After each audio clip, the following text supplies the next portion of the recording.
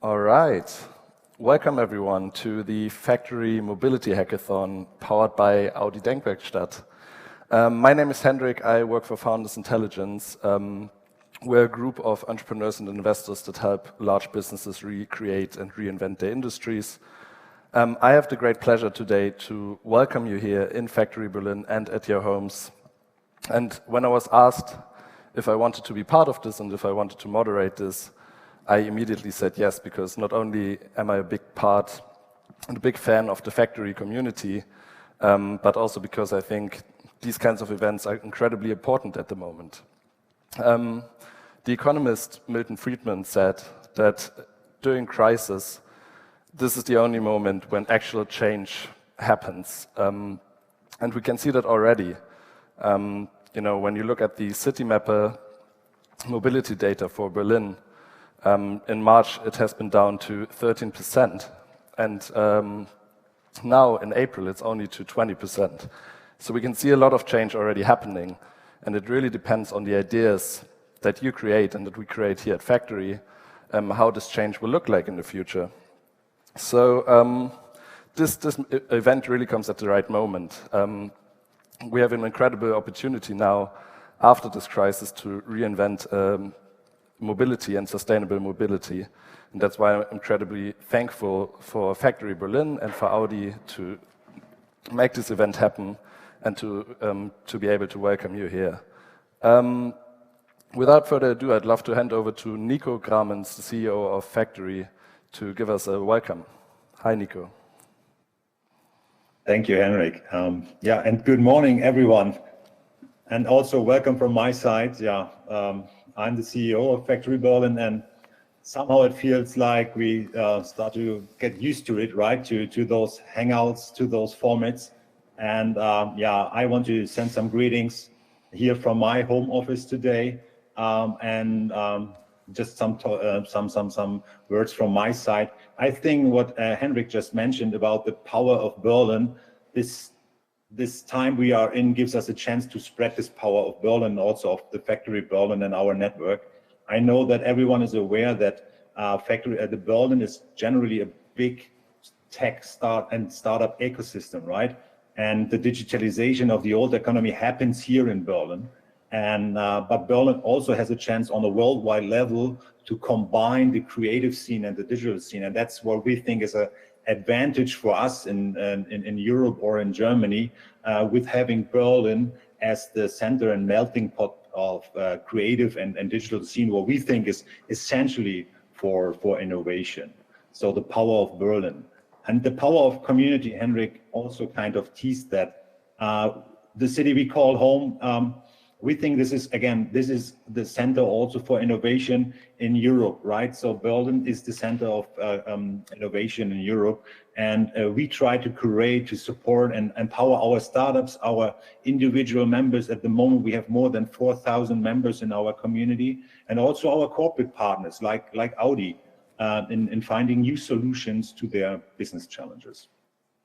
And what are we doing today here? This is a hackathon, and until last year, we always thought like we spend a room and then something will happen.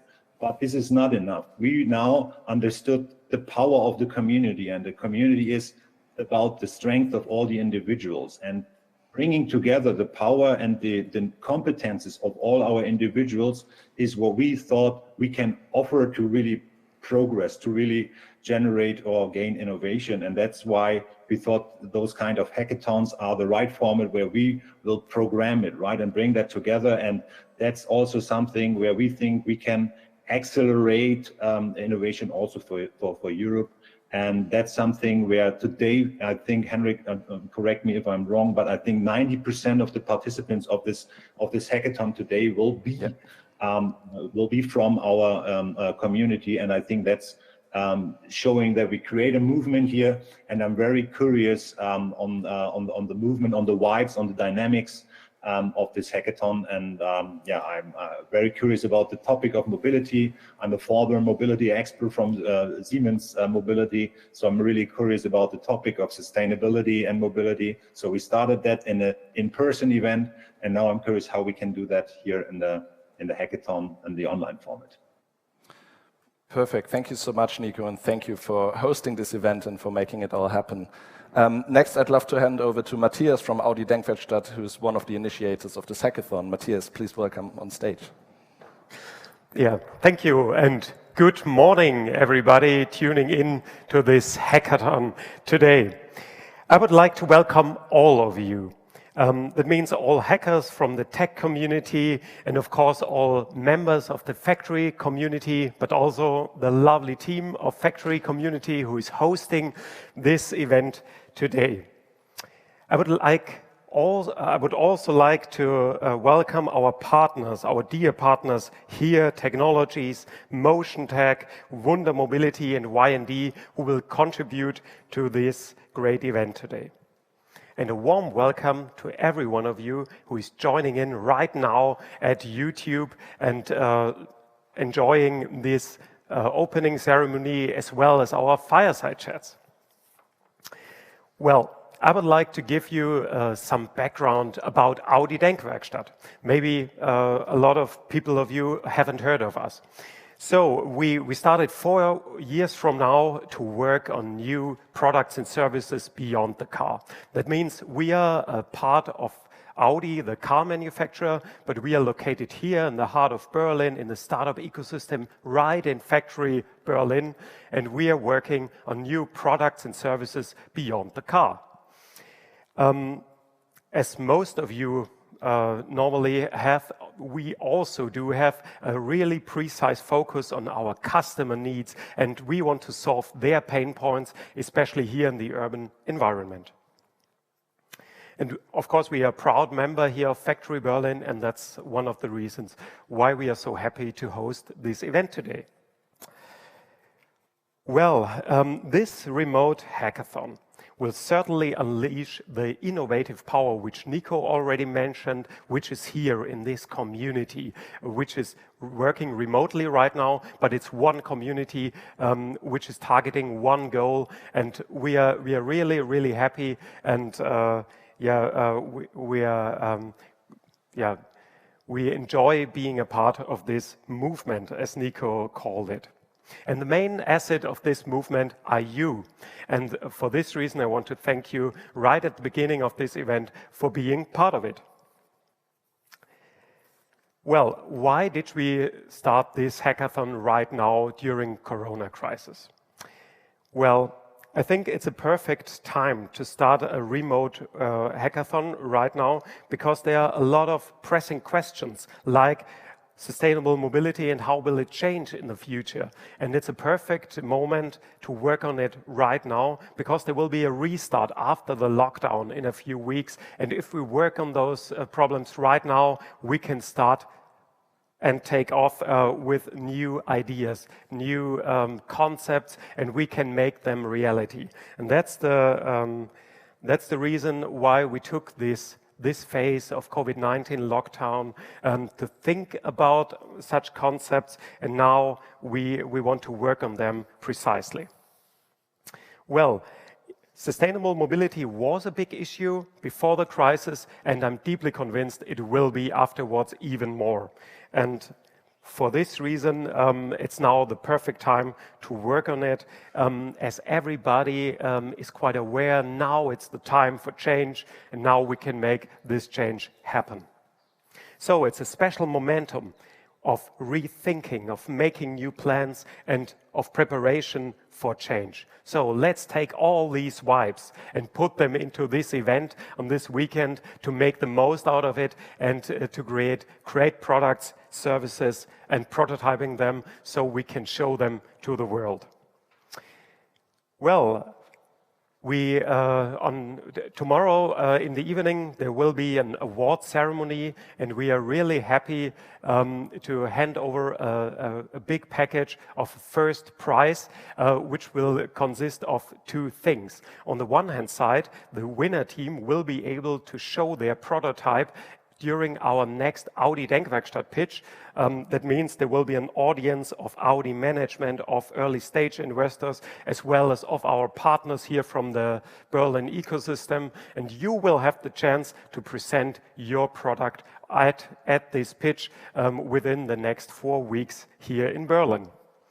And the second part of this first prize will be an amazing 1-week test drive in our Audi e-tron, which is one of the best electric vehicles out there right now, a great piece of technology, and you will love it. We will have a lot of more prizes being awarded tomorrow, but we will talk about that tomorrow. So there will be a small secret. At this point, I would like to welcome all of you and to thank you in advance for your spirit, your engagement, for taking all your spirit, your skills into this hackathon. And I'm really, really happy having you all on board. You make this hackathon possible.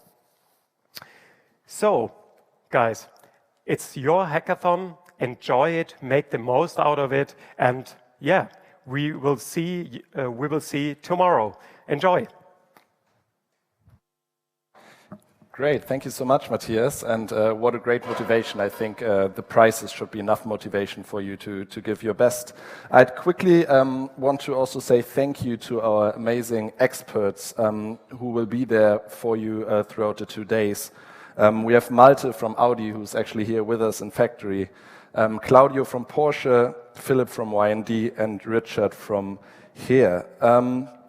Perfect. Thank you so much, guys, for sticking around and for being there throughout the next couple of hours and the next 2 days.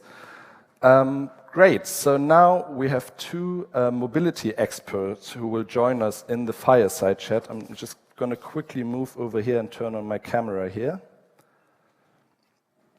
Great. So first we have Fabien Sautier joining us from Motiontag. And he will share some of his inside knowledge on the topic of car sharing and talk about the power of data in mobility. Great to see you, Fabien. Welcome. Thank you very much, and thanks for the introduction. We're really happy to be part of this hackathon and to also enable all the participants to work with our software technology, so our SDK that could be used during those next days, and happy to also basically provide some more insights into what we provide to companies and to also developers like yourselves. And yeah, I'll be presenting a bit what our work consists of, and especially when it comes to the Corona times, what we think sustainability should be an essential pillar going forward. So yeah, I'll be presenting this. I don't know if Tammy wants to say a couple of words before we enter this, or should I just go forward? Go ahead. I'll introduce Tammy once you're done. Hi, everyone. Yeah, I'm going to come soon. Great. Okay, sounds good. Then let me just share my screen. Perfect. There you go. So, yeah, hi everyone. I'm the COO of Motiontag, and from the beginning, Motiontag has always strived to make mobility intelligent. And why are we doing this, and what's the story behind Motiontag is basically being on the other side of receiving data out for doing mobility market research, for example. We just realized that the quality of the data and the real-time aspect of it was lacking. And I think this aspect is even more crucial today, as you know, mobility is changing like we've never seen this before. You mentioned the numbers from Citymapper, and I think this is really crucial today to look into what are our assumptions going forward. What are we planning when it comes to building our cities? What is the data out there that is being used to basically get people from A to B? And I think we think as Motiontag that the data that people are relying today on is not sufficient. It doesn't have the right characteristics, and therefore there is a need for real-time mobility data about how people get from A to B. The questions that our clients are asking themselves, and all mobility player out there or planners are always the same, is understanding your customers. Who is my customer? Where do they go? How did they get there, and why? And I think these couple of questions today are even more relevant. I just learned yesterday that, for example, the third lane that was supposed to be built for Heathrow, for example, is now basically not going to happen, probably because, yeah, the usual assumptions of growth continuing to go like that when we're thinking about air traveling are just not realistic anymore. So everyone out there in the mobility space needs to really understand and question themselves about how good they know their customers. Motiontag is providing real-world data about complete travel chains, and the sort of interesting aspect there is what we've been doing recently as well, is boosting sustainable mobility by giving the power to any provider, any mobility provider or app provider, to basically reward, incentivize green mobility. And how is that done is basically by the technology that we're basically providing for this hackathon is an SDK that understands what mode of transport is being used by a person. And from that aspect could say, okay, if you take a bike and then you take a bus, a train, or airplane, what is the CO2 emitted by this mode of transport on average? And the idea that you can then actually, from that standpoint, understand what's your individual carbon footprint when it comes to mobility. And why is this really important is that more than a quarter of all CO2 emitted today in the world is done by mobility. And this whole aspect of putting the power in the hands of the user, and the fact that most of the people have a smartphone in their pockets, is something that we consider a really great opportunity to bring awareness to people's minds, to people's applications, smartphones, and be a motor for change. And I think today is really important when it comes to doing that, getting out of this crisis in a sustainable way.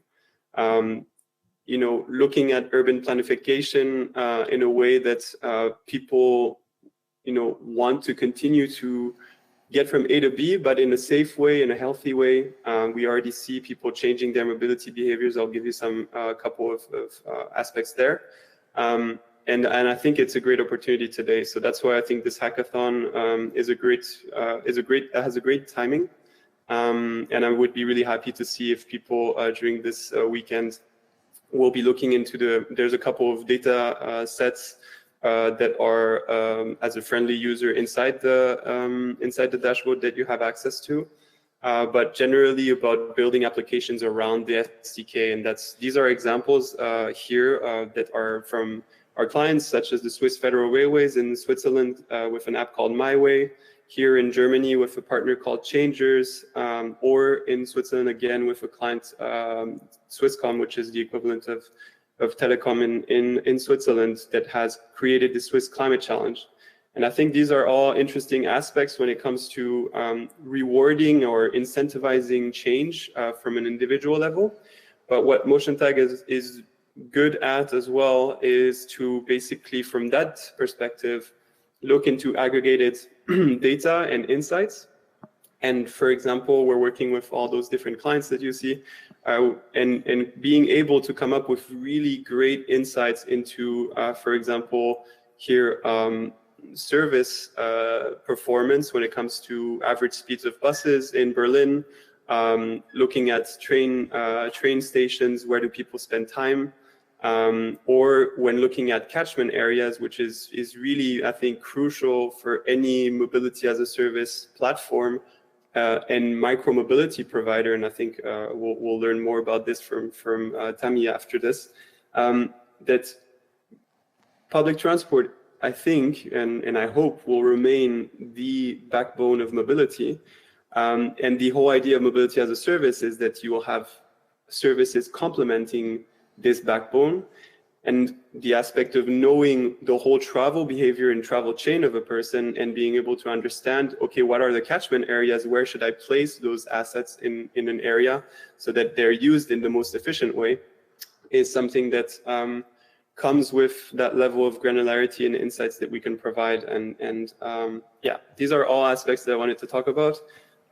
Looking more into what we see today from the Corona crisis is that, you know, general mobility has gone down a lot, especially with public transport companies. They've been suffering a lot. But what's pretty interesting is the fact that, for example, car usage has also gone down, that in comparison, walking and cycling has generally gone up. And I think a super important aspect that is shown here and is highly relevant for public transport companies out there is that the usual curve, which you see with a high, well, basically that means that a lot of people are using public transport between, you know, 6 and 7 in the morning, and then in the evening around like 5 p.m. That this whole well, dynamic has changed, and now people have complete different mobility patterns. And that means that the issues that previously companies were facing with when it came to overcrowded tubes in London or in Switzerland, where it comes to crowds being, there are just too many people traveling at the same time, this is not really the case anymore. And what will be the new normal is going to be a crucial element to understand in terms of planning for additional capacity or not, and having people traveling safely. So I think this is pretty interesting to look into. That's the type of insights we can provide from the data. And generally, we've been looking as well into people that, for example, have this typical car user that usually, if you see at the beginning during the weeks, you know, 6 to 8, even on the weekends, people that have a car would travel a lot with their car. Even on weekends. And now this tendency has gone a lot into switching behaviors to bikes, for example. And I think, you know, those typical, like, people not using bikes anymore so much, and now people actually coming back to those modes of transport because they're considered safe and they're a nice activity to do on the weekend, are super important to grasp as a society and as a city, to enable people to just travel in a very safe way and in an active way. So why not boost that? Why not have reward, incentivize those types of mobility behaviors to shift towards a more greener future in cities? So I think with that being said, you know, what we'd like to see at the end of this crisis, or, you know, if there's an end to it, or in the new normal, is that companies could use in technologies like ours to basically get more people to understand the sustainable aspect of mobility, and how to promote this so that people use those services more, use them to complement public transportation more. And at the end, I think Tammy will probably be also on the same side, is what we're looking into is how do we get people that usually have a privately owned vehicle to basically use that asset just more efficiently? How do you get those cars that are there immobilized during 95% of their time to be used more often? And can we do that by incentivizing people and not by just you know, regulation and basically not forcing people to do so, but rewarding them is what we think is an interesting alternative and should be really considered for planning. So yeah, that's more or less what I wanted to show. A couple of examples from our clients. What we're doing, for example, in the city of Vienna, is basically having with our partner changers over there, is basically having a token that is being generated by your green mobility behaviors. So if you walk, if you use public transport, if you use bikes and you don't use a privately owned vehicle, you'll then generate this token and you can use it for any cultural events in the city. We think this is a really interesting way of promoting sustainability and even engaging people. So at the end, it is about citizen engagement. And I think this has a lot of power that could really be useful at the end of this crisis. So yeah, that's what I wanted to show today. I'll let Tammy share her screen and go forward with what she wanted to say. Perfect. So yeah, thank you very much. Thank you so much, Fabien. I also wanted to mention, everyone watching, you have the opportunity to ask any questions you like on Slido and on the YouTube chat, and we'll be able to address those questions after we hear from Tammy. Well, thanks again, Fabien, and Tammy, we're very happy that you can join us too. Tammy is joining us from Wunder Mobility, and she'll lead us into the topic of how Corona changes customer behavior and how that will influence mobility solutions of tomorrow. So incredibly important for the next 2 days. Thank you, Tammy, for joining us, and over to you. It is a pleasure to be here today. Thank you for the chance to come here and talk a bit about mobility and technology, which is a huge topic and have such a great impact, I think, when it comes to sustainability. So I'm looking forward to it, and I hope that whoever wins this competition invites me for a ride in the e-tron. So let's share a bit about mobility here. So basically, 4 years ago, I joined Wunder, and it was my first experience in the mobility area. And what is interesting about working with mobility is that a lot can happen in this time. In these areas, specifically, looking back 4 years is like going back to the days of the Roman Empire, because in a world where new ecosystems are emerging at such a rapid pace, key industry stakeholders can no longer stick to the traditional playbook, right? So let's start talking a bit about maybe urbanization. Oops. Sorry, my screen's not moving. Let me see. You just said. There you go. Great. Can you see? Yes, Okay, perfect. Thank you. Okay. Awesome. So basically, the road population is growing really fast, and the majority of people now live in cities, and the proportion of the global population living in urban areas has risen from half in 2000 to 57% now, and it's predicted to reach 70% by 2050. That means, and I always say that today we have 4.2 billion people huddled together to enjoy all the pleasures that big cities can provide. And that directly affects the way we move from A to B. New forms of mobility are critical to support tomorrow's population. And mobility is one of the key drivers of economies around the world, as you know. If you increase efficiency of its mobility service, you are automatically impacting economy and quality of life of its citizens. Existing urban infrastructure cannot support this constant increase in vehicles on the road. So congestion is right close to unbearable in many cities around the road, and it can cost as much as 2 to 4% of national GDP around the road. But the worst consequences are those that actually our eyes cannot see, because transport creates emissions of CO2, as you all know, and it causes serious public health concerns. The World Health Organization, for example, estimated back in 2014 that 7 million premature deaths are related to air pollution. And a significant share is a direct result of urban transit.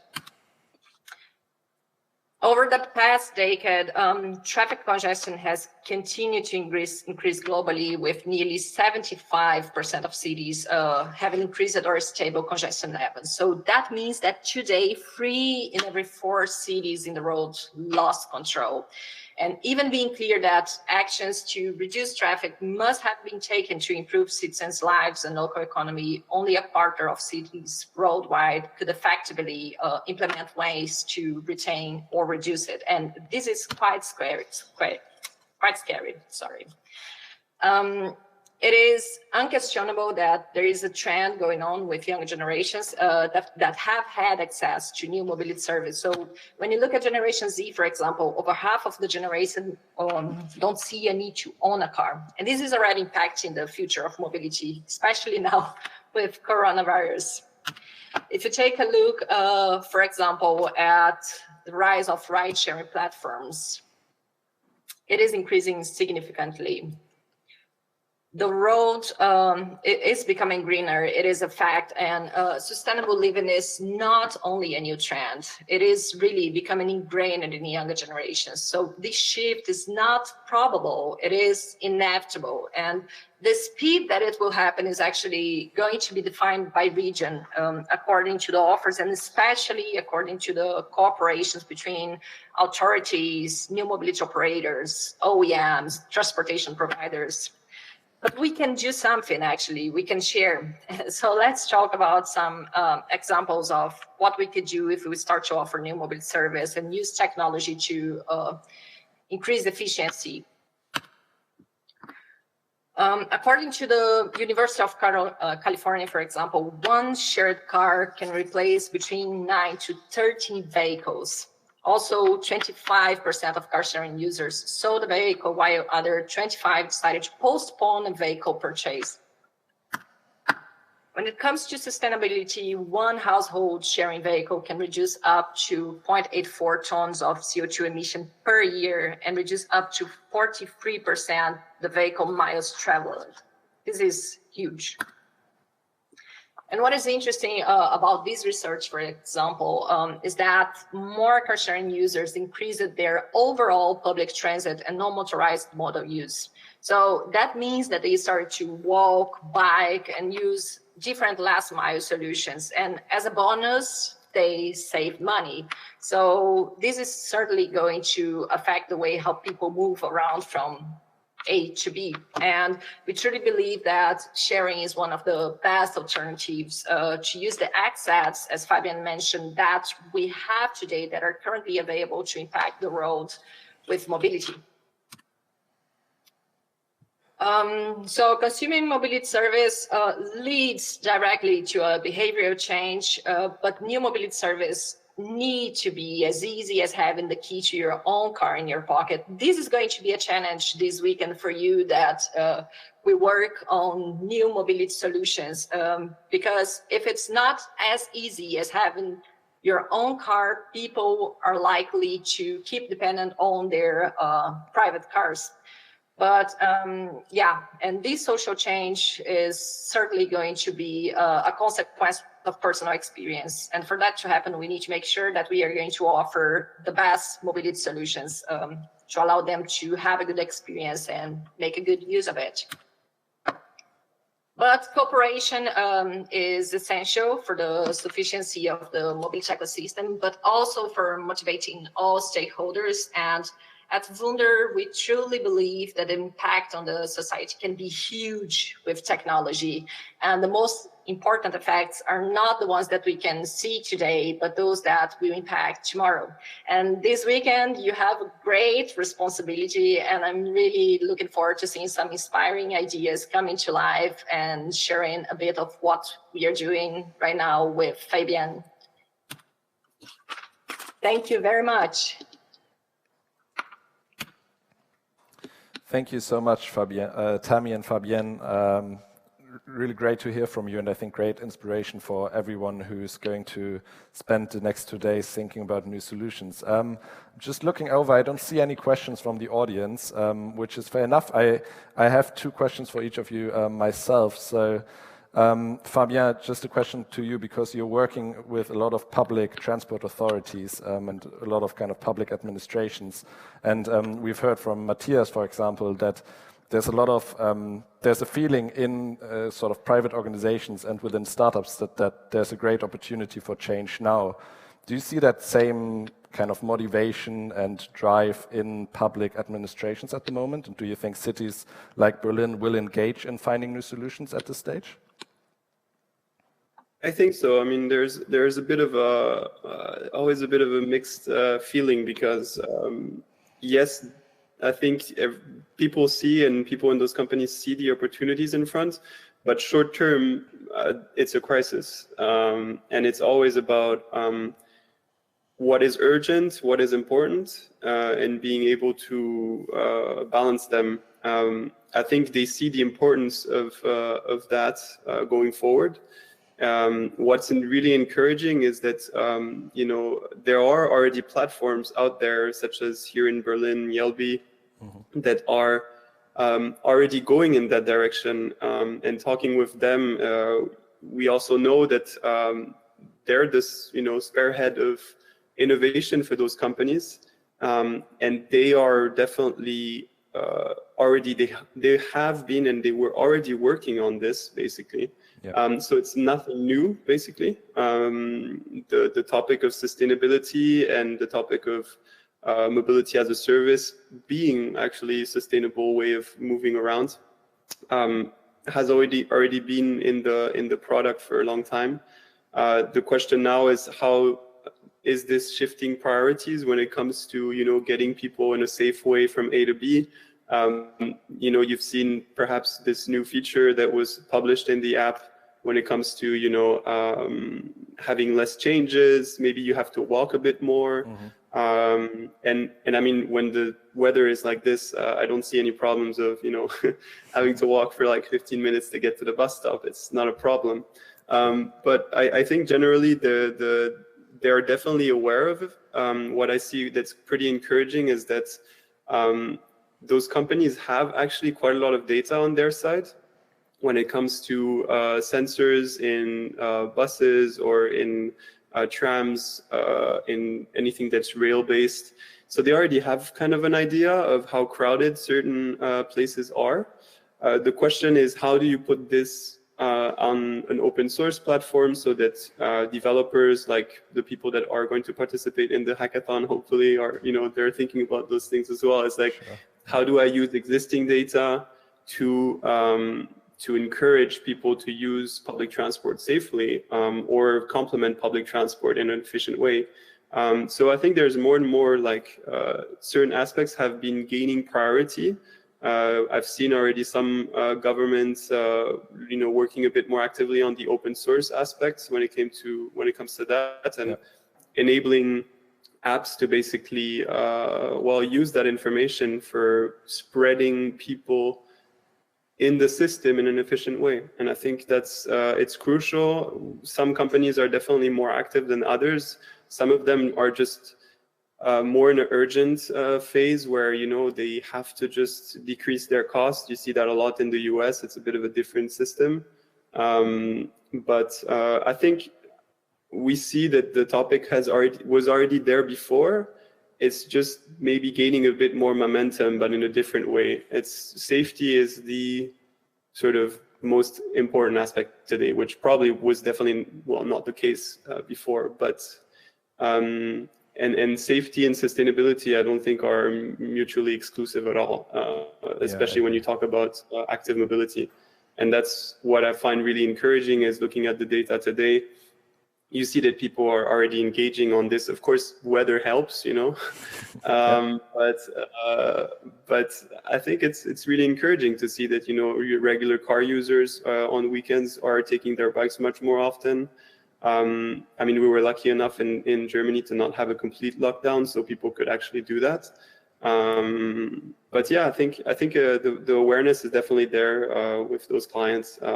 It's just a bit different because of priorities, especially health. I think is really gaining a lot of traction. Of course, yeah, and I mean, we've seen in Berlin and in cities like Milan, for example, that they've decreased the space for cars and built these massive bike lanes, and I don't think people want them to disappear after this, so I think there's some positive change coming along.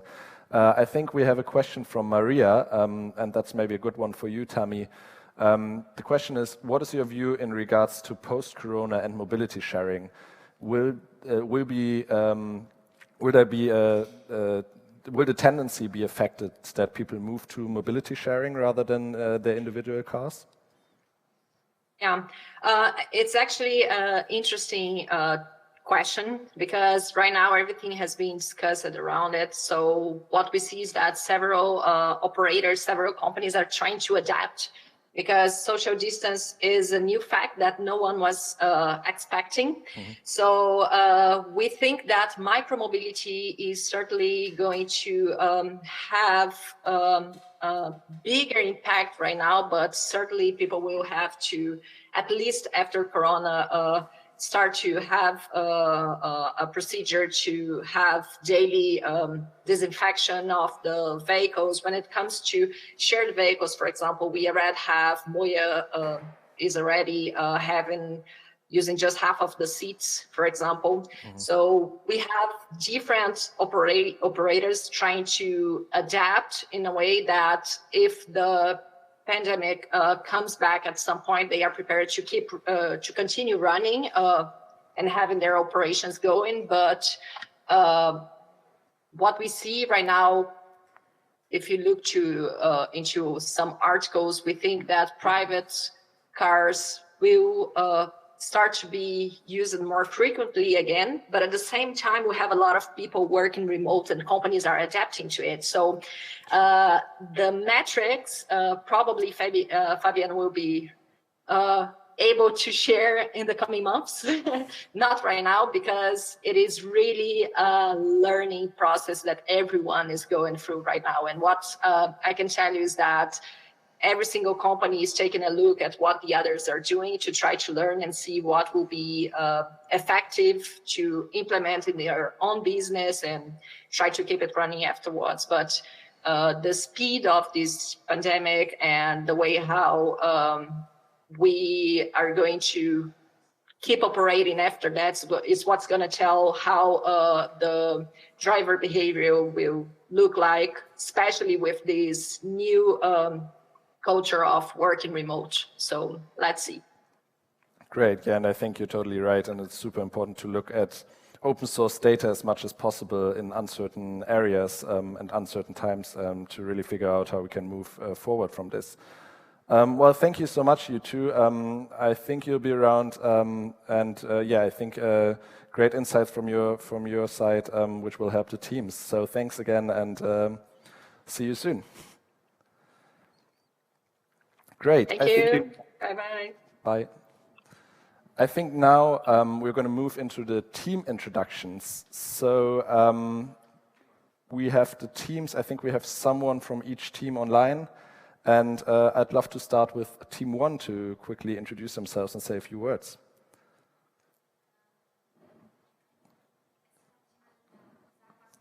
Okay.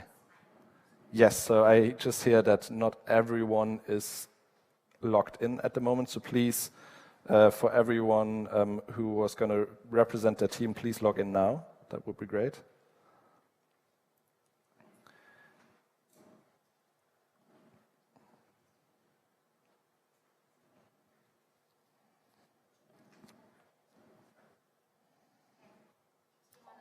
Perfect, I just hear Team 1 is ready, so Team 1, go for it.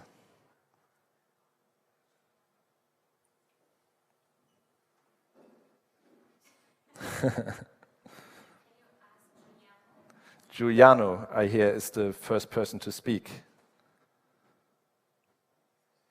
Giuliano.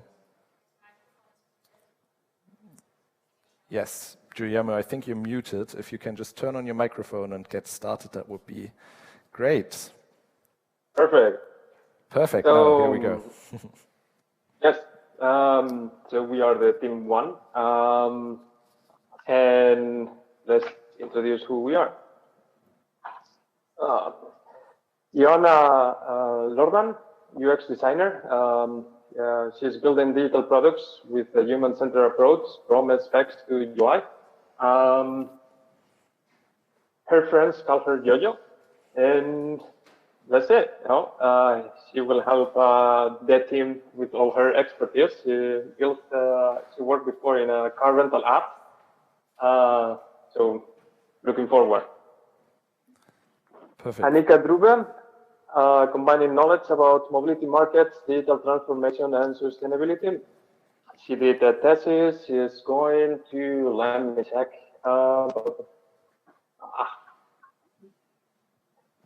She's going to do her master in sustainable mobility in Sweden soon. So also an expert. The next one.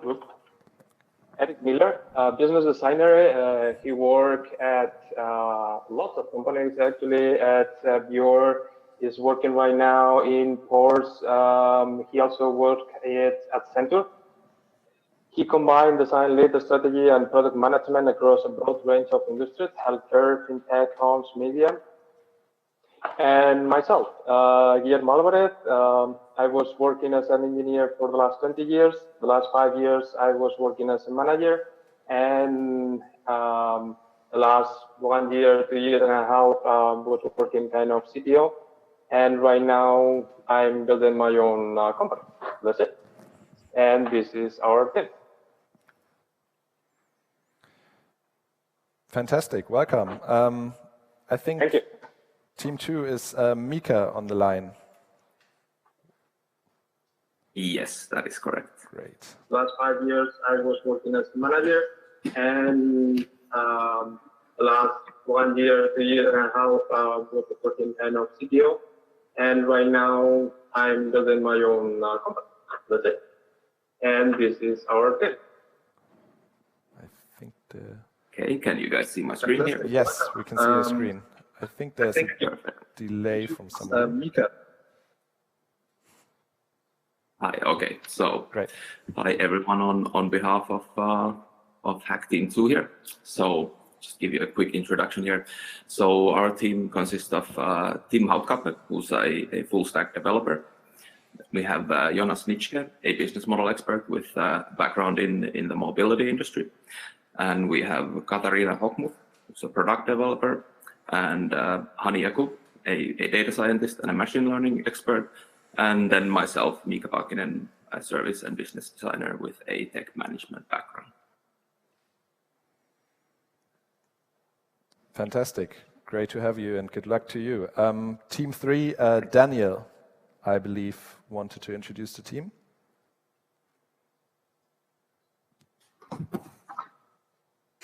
There we go. Hello from my side.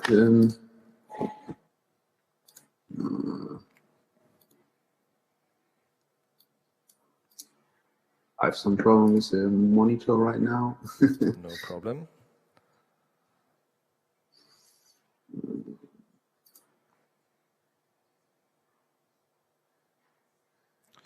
If not, why don't we move ahead with Team 4 before we jump into Team 3? Team 4 is Marcel. Do you want to go ahead, Marcel? And then we can go back to Daniel. There's... Oh, now I can share my screen. Awesome. Yes, perfect. Now you should see the screen. All right. So our team consists of 4 people. So we have Faris. He's currently working at Blackline and studying at TU Berlin in the field of sustainable mobility. We have Ayana. She is a software engineer at EY, and yeah, really good at backend stuff. Then we have Rebecca. She's currently working at Myriad Studios, which is a consulting company for innovation, and she's here for business development. And I myself, I'm currently sitting in Freiburg, and I'm working in the field of product development. So I'm also a trained software engineer, and I think we have like a great team to build something interesting. We just met yesterday, and yeah, hopefully we will get things going in a few minutes. All right, that's it. It looks like a great team, and I think it'll be a great outcome. Let's try Daniel again to introduce Team 3.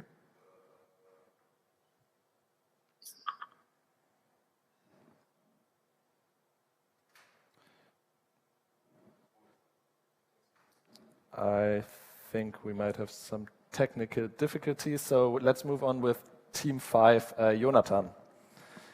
If you could introduce yourself, that would be great.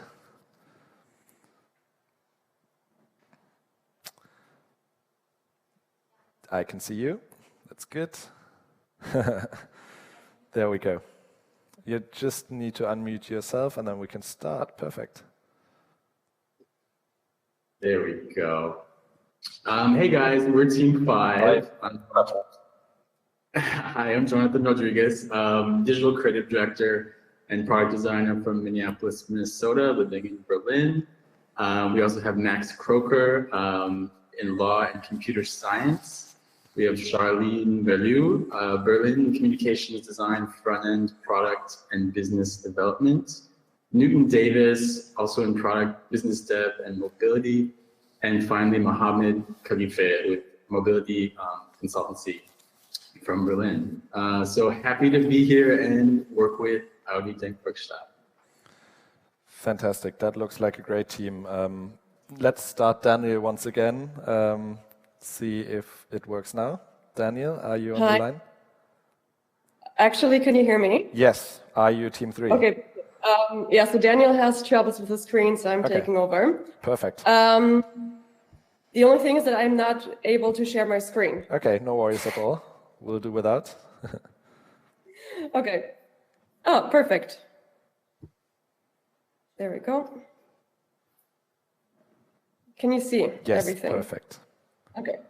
All right. So we are team 3. We're consisting of 4 people. The first one is Daniel.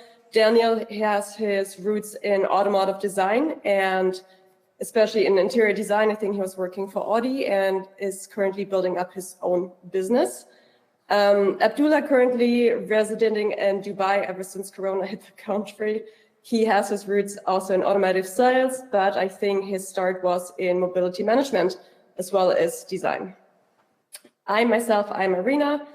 I'm in product management and I have my capacity in product strategy and UX research.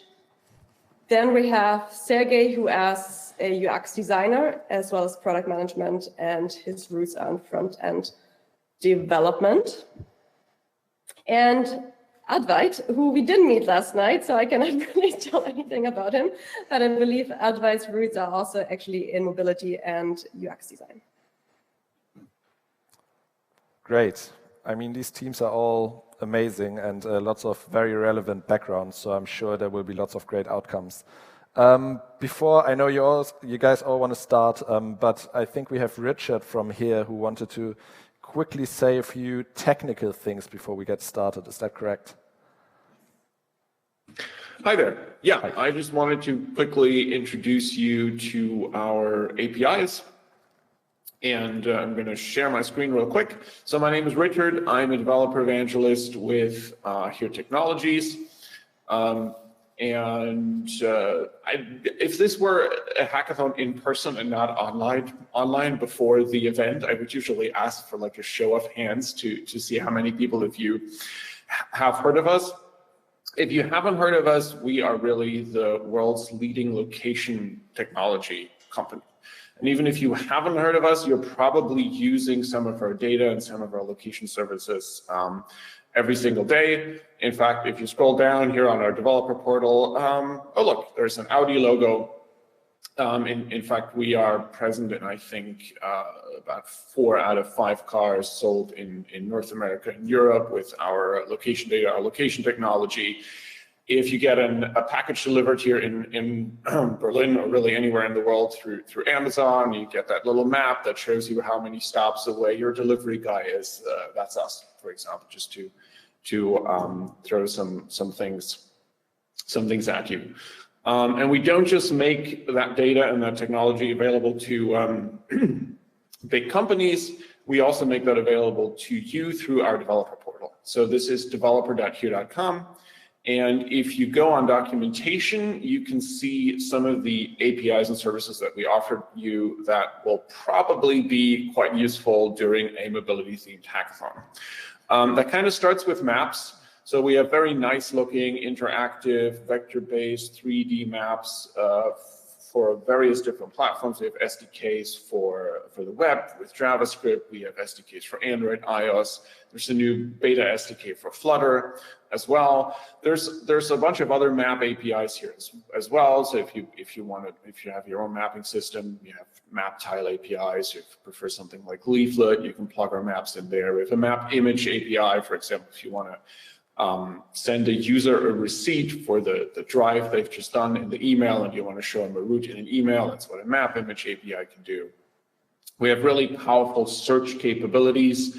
So if you are searching for an EV charging station or really anything from restaurants to hospitals, we have an API that'll find those things for you and give you details, including opening hours, websites, and everything. If you want to convert geo-coordinates to street addresses and the other way around, we have geocoding capabilities.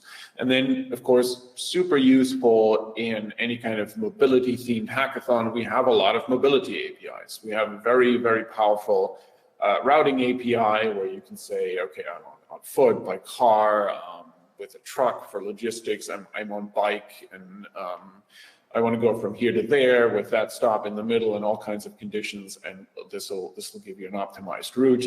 We have a dedicated API focused on public transit that gives you public transit routing, but also things like what are the nearest public transit stations, and what does the departure board at that station look like? What are the next trains leaving in which direction? This includes live public transit information from many cities in the world, including Berlin. So this will even tell you that the train is late, or take that information into account for the routing.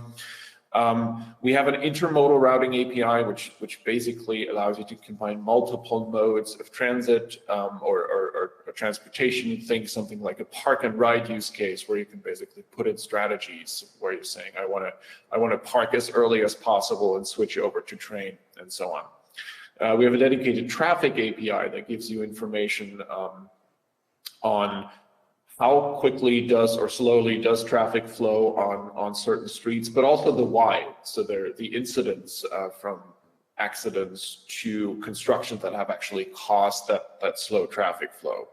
There's also a whole host of things around logistics, which, if you're honest, is a huge part of urban mobility right now. I mean, we've all been parked in by a DHL truck, and they're taking a big part of our mobility mix right now. So if everything from geofencing to a toll cost API, we have something called the waypoint sequence API, which is basically a traveling salesman heuristic algorithm optimized for delivery, where you can put in all kinds of restraints around your deliveries, and it'll actually give you the optimal order in which to deliver them.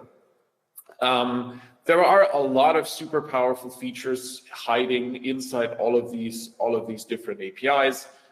For example, our routing API has what's called an isoline routing feature. So the routing API can tell you the entire area you can reach with 20 minutes of driving based on current traffic information, for example, and so on. If you want to use those APIs during the hackathon, you can click this Get Started for Free button or the Sign Up button here. It really just requires first name, last name, email, a CAPTCHA, and we then give you 250,000 API transactions for free. We do that every month. That includes even commercial use cases. So if you build something you want to pursue further, you can still keep doing that for free. There are pro plans, paid plans, and so on once you get more successful, but I think 250,000 API transactions should probably last you through the weekend, through the hackathon here. And then I'm just going to point out to some quick resources. We have a GitHub account as well. There's a lot of example apps here, for example, for SDKs or for our JavaScript APIs, which is github.com/heremaps. And there's a resource section here with tutorials, with a developer blog, lots of examples and so on. And then, of course, I'll be here the whole weekend. You can always talk to me on Slack if you have questions about, can our APIs do this? Why doesn't it work? How do I do this? And so on. I'll always be here and happy to help you. And I think that's all I have to share. Oh, not entirely true, because we have a prize. So any hack you're building this weekend that uses our APIs, the best of those hacks is eligible to a Nintendo Switch.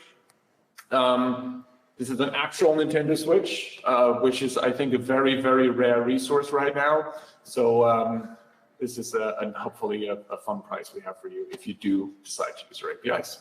And that's it for me. See you on Slack. Thank you. That's amazing. Thank you, Richard. Another great motivation to win this. And the resources that you just showed us will be incredibly helpful, I believe, for the teams. Perfect. So I think now it's time to actually start hacking. You have all received emails with your virtual team rooms that you're now going to go in. Slack channels, Miro boards, and all the briefings should be in that email.